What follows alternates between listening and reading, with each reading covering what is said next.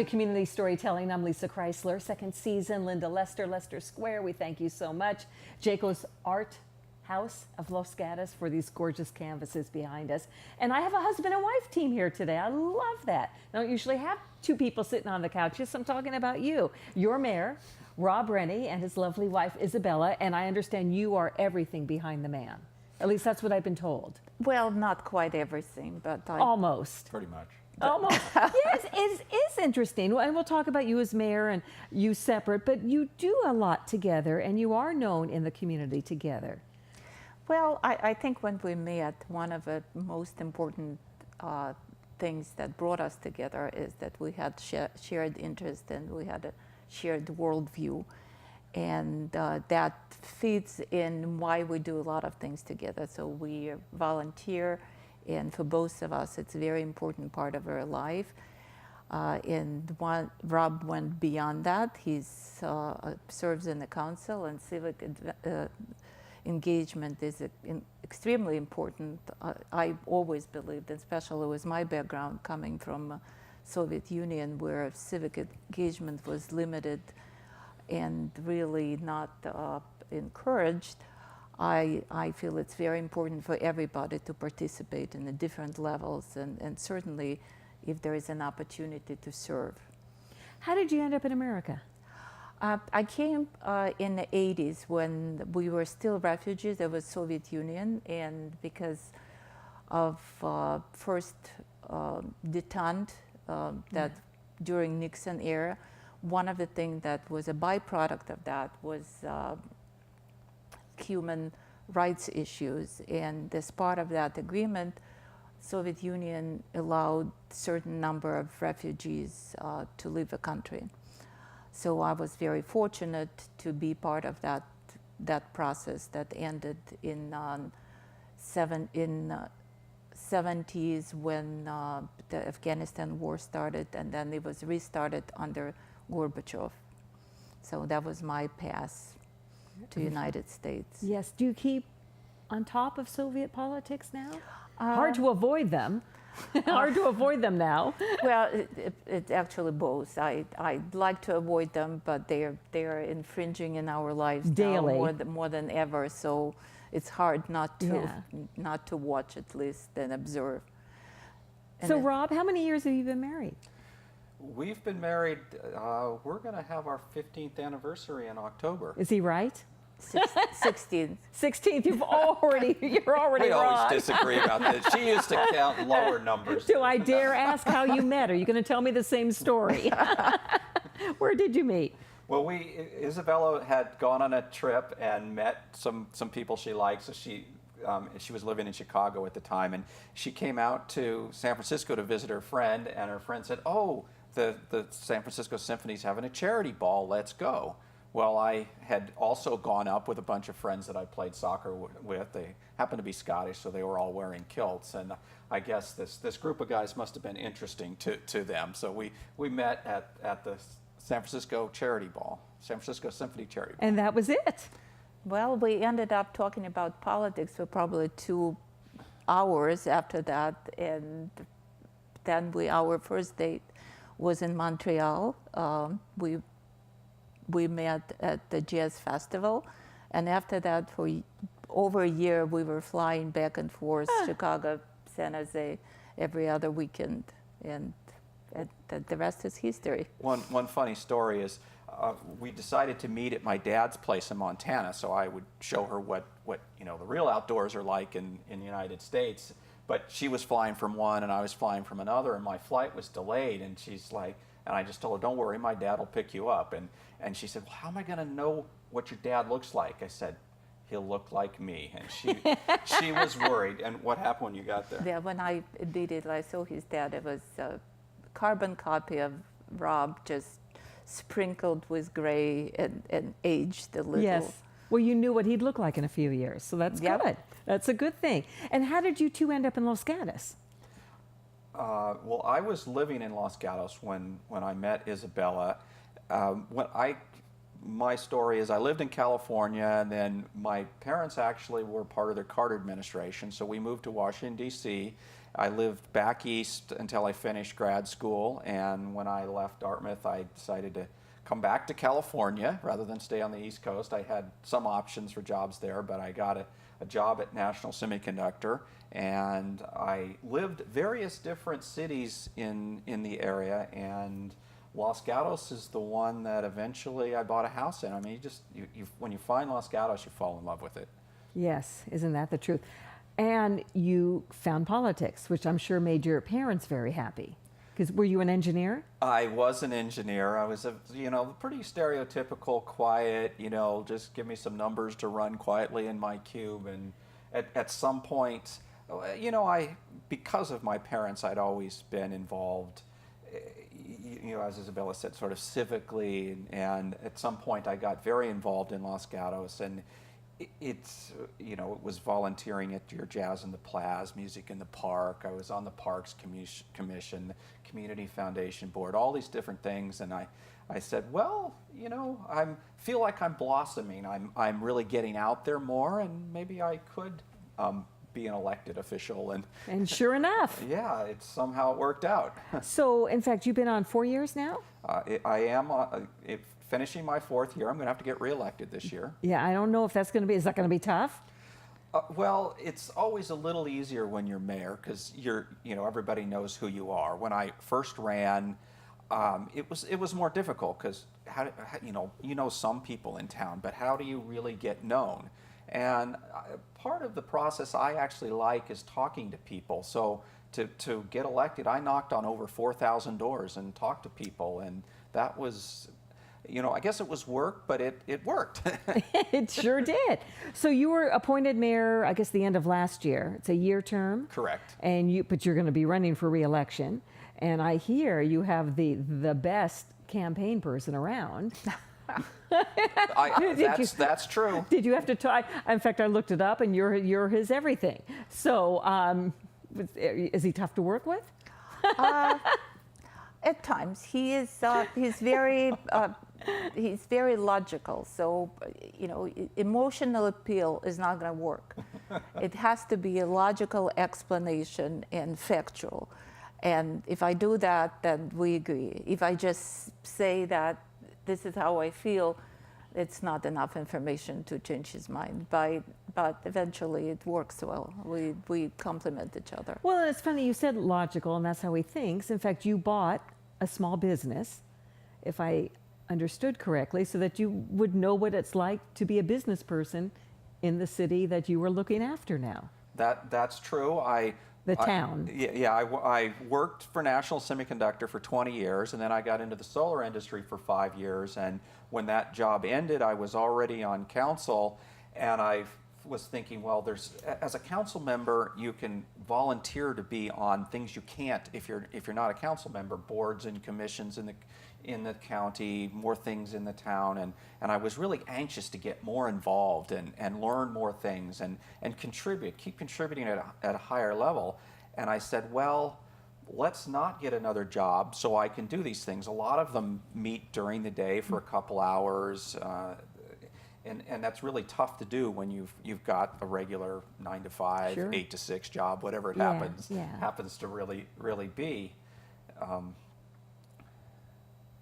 So you bought a business. So yes. So as you said, I was I've always wanted to have my own business, see what it's like. So, and I needed a little bit of filler. I couldn't completely fill up all my time during the week with council kinds of things. So it's good. It's been good. And you own, what's it? It's called a postal annex. I know postal annex. Yep. Which one is yours? I'm over on Pollard Road near Quito, across from Rolling Hills Middle School. There's a Safeway and a CVS, and it's one thing I do like about the postal annex is it's a franchise, but they allow you to innovate a lot more. One of our competitors, I probably shouldn't mention them, is the UPS store, and they have very set box that you have to be in. Well, the postal annex allows us to go. I've now added retail items there. I've just bought a live scan machine so I can do background checks, and we do video transfer, and the franchisees approves vendors. I can even fix cell phones. I haven't taken that service on yet. But I like this idea of being able to innovate. I think that's how small businesses are going to have to be successful, is they're going to need to find ways to innovate, and it allows me to experiment. And that's, I think, part of the passion is I don't go there to make money. You don't make too much money one store, but it's really fun to see, how you can add customers and what services you can add and so forth. And what have you learned by being a Los Gatos resident, owning a Los Gatos business? What has it taught you? Or anything you need to change as mayor of Los Gatos to make things easier? Well, that's a good lead in. I did find when you're a small business owner, you should be spending your time making sure that the operations is going well, or finding ways to promote your business, or, as I said, add new services. But there is a lot of red tape. Maybe I've got a little better handle on it, but certainly for the first year, it seemed like there was always, okay, now I've got to file this form, or I've got to, what do you mean my business license expired and I didn't pay it yet, kind of thing. Yeah. And there's all these little things, and the county came and said, well, we need to measure your scales. We're going to charge you $200 a year. And oh, by the way, this scale's out of calibration, and you call to get it calibrated, and it's almost as much to buy a new one as it is to calibrate it. So there's all these little annoyances that it kind of distract from it. So one of the things, so I really got this appreciation for how do we remove red tape. And one of the things that the council, it's as mayor this year, I have 6 focuses, and one of them was to try to help our businesses be more successful in Los Gatos. And the other council members have really been going along, and we've done things to help businesses innovate in Los Gatos. We've allowed music till 10 o'clock by right, which we didn't allow before. We put a moratorium on formula retail CUPs so we can attract them easier to town.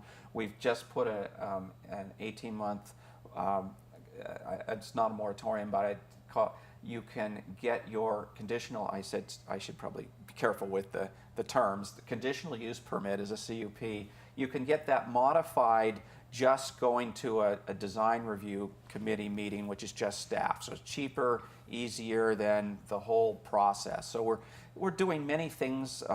Beach traffic is something that's hurting our businesses. We're trying our best to mitigate that. One of the ideas I came up with this year was, let's do this third Thursdays and try to attract people into town to shop, because we know our businesses are getting killed on Saturdays when the beach traffic And Thursday is is the new Friday. there. Yeah. and so there you go. So again, thanks to the council, allocated a little money to help close streets and so forth. And definitely thank you to Catherine Sumbers at the Chamber of Commerce, who's programmed the whole thing. And we've had 2 third Thursdays so far. We just had one last week, and there'll be another one in August.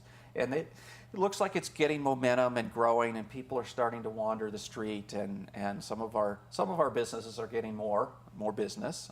I'd like to continue to see them do better. We've got other things we're looking at.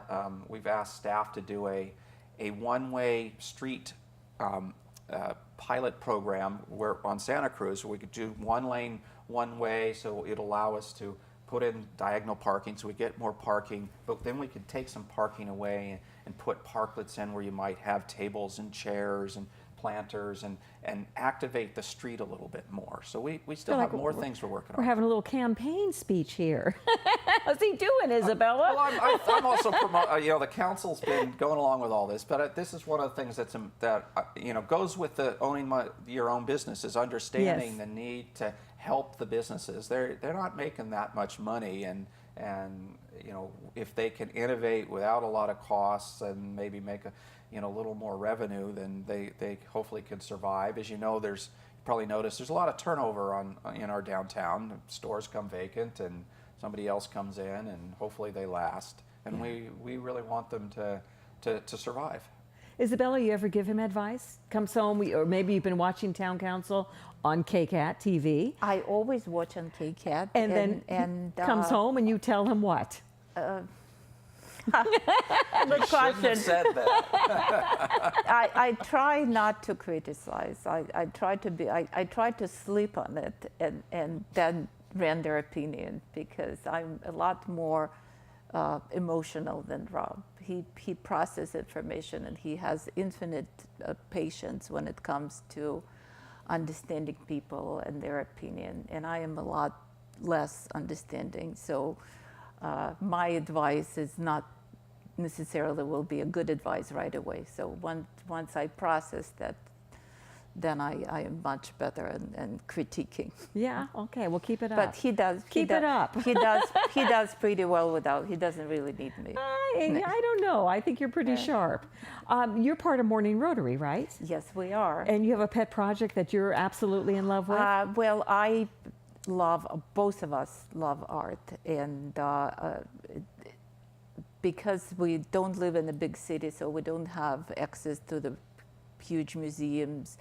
I think it's wonderful and very important that in Los Gatos we have our small museum with interesting, innovative ideas and exhibits.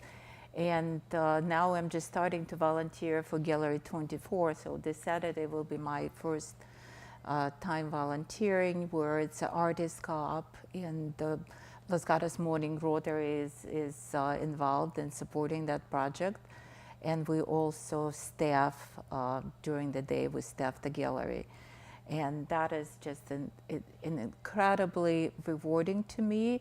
And part of the Rotary, we raise money for art education, which I believe is one of the most important things that we can do for our kids, is expose them to art and music. And that will enrich their life. That will, I think it will positively affect their academics. And it's absolutely necessary for their development. You think you might need to run for town council too? No, never. No? I'm trying to get her to run for Rotary president. No, I think that's a I am must. a wonderful, I am the best person behind the scenes. I am not a good person in the front row. That's not my... I don't know if I'd agree with that, but we'll let you have that say. Where might we find the two of you strolling around town? Where do you like to go? Mandrisa Coffee. Yeah? It's Saturday, true. I have to stand outside with the dog so she goes Saturday in. morning, that's my treat. There is no Starbucks in Los Gatos, is there? Is there one? Just across Route 9, there's one there, next to the Petco. Okay. Yes. Yes, but not one downtown or anything like that. Well, You but we managed have- to keep them out. Yeah, that's purposeful. But we have a roasting... Terry's happy. And and we've got Great Bear Coffee also. Yes, yes. Yeah, and Terry's place is always a wonderful place. Yes. So we try to be fair and alternate. And sometimes we go to both places. I get my pastry in Mandrisa, and then I walk to Terry's place and get coffee. Well, an important part of Los Gatos' identity are the mom and pop shops of the downtown. So letting something like a Formula Retail push out the mom and pops would really destroy the feel of Los Gatos, I think. So we try to patronize the mom and pops to make sure they will survive over Starbucks. Yes. And I couldn't imagine the council ever letting a Starbucks come all the way into downtown. Yes. And as part of our strolling, actually, when our dog was little, I used to walk with her and go shop in the little shops, and everybody who had treats for dogs. Yes. I mean, she knew her routine. She knew exactly which shop to. So Rob was taking her one of the days, and he called me and he said, well, now I can tell you exactly where you're shopping. Because Fiona took me to every shop. Oh, how funny where is they that? had treats. What kind of a dog? She's a Westie. She's a West Highland Terrier. And how old? She's 7. She's our first child, and we have a second child who is a teacup poodle, and she's 3. They get along? They tolerate each other. Yeah. They have their own detente. So just like siblings, no different, no different. Exactly. They're definitely that's jealous. Great. The little teacup, when I come home, wants to jump all over me, and if I play with her too much, then Fiona starts barking. Well- What are you doing? I'm the oldest one. You're supposed to play with me. You know what? I have grandchildren, a grandson and a granddaughter, 3 and 1, and they're the same way with the attention. Okay, wait a second. She's getting way too much attention, so he'll come into the picture. So dogs and kids, same thing, same thing. Oh my goodness. So what's next for the two of you? Other than getting him reelected, and you're working hard on that already. Well, I think, as you said, Los Gatos Morning Rotary is a huge also part of our life. It's part of our social life. We've met wonderful people who became our personal friends, and we've involved in many things. We make wine together, we drink wine together, we travel together. In fact, we just came from Ireland, where we were with another couple from Los Gatos, and she is from Ireland originally. Last year, we traveled with another couple of our Los Gatos friends to Switzerland, where the husband home is. So travel, art, good for you. Socializing. And I work full time, and Rob has 3 or 4 jobs, depending. I mean, right, and commissions, and his schedule is pretty filled. So when you get reelected, you will be coming back as a town council member, right? Correct. Because mayor's 1-year term. Is that hard, going from mayor back to just town council? That's a good question. I haven't experienced it yet. You know, I really try to focus on the mayor.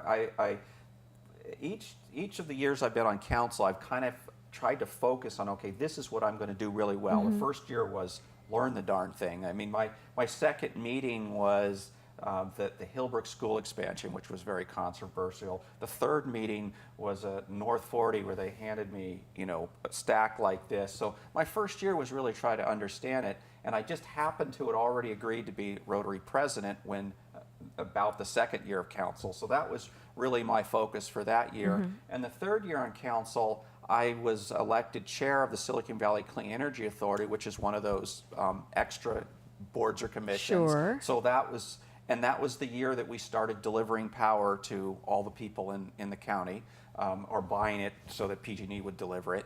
So that was my focus. And then this year, you know, I'm trying to do the best job I can as mayor. I set the 6 focuses. I'm trying to move them forward. So I haven't really thought what is next year's focus. I don't want to look too far. I got to keep the eye on the current ball, which Right. is, you know, they're 5 months of mayor, right, doing a good job.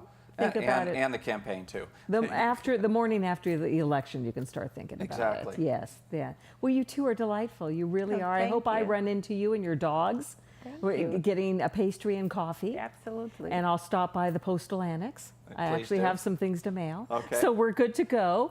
And yes, and make sure you keep this woman around. Yes, you know, I look on Facebook whenever I interview somebody just so I can get to know them a little bit. And we have many common friends, so I think now we have to become friends too. Absolutely. Yes, you're a delight. You really are. Thank you. Community storytelling. You just heard some great stories and a love story to boot. So that was the bonus. And if you have anybody you want to nominate, maybe if it's even you, it's easy to do. You go to kcat.org. Takes you 3 or 4 minutes. And thank you so much. Thank you so much for being with us today at KCAT TV 15.